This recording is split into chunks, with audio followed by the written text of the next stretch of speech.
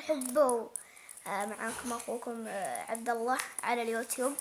هذا أخوك عبد الرحمن. قول قصيدة صوت صفير البلبل. 1 2 3.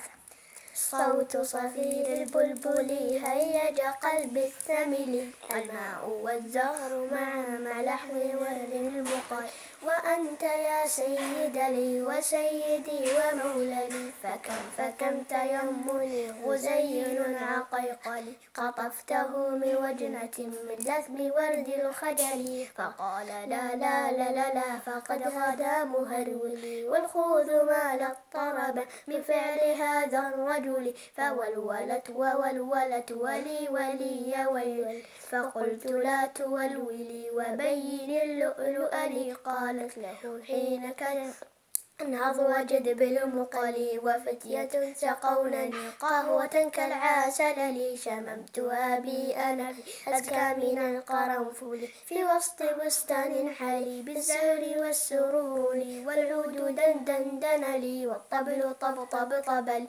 طبطب طبطب طب طبطب طبطب طبلي، والسقف سق سق سقلي، والرقص قد طاب إن شوى شوى وشاهج على ورق سفر جلي، وغرد القمر يصيح ملل في مللي، ولو تراني راكبا على حمار أهجت يمشي على 3 كمشية العرنجل، والناس ترجم جملي في السوق بل قلقلل، والكل كعكع كعكع خلفي ومن حويللي، لكن مشيت هاربا من خشية العقنقل، إلى لقاء ملك معظم مبجل، يأمر لي بخلعة حمراء كالدمدمل، أجر فيها ماشيا مبغددا للذيل، أنا الأديب الألمعي من حي أرض الموصل، نظمت قطعا زخرفت يعجز عنها الأدب، أقول في مطلعها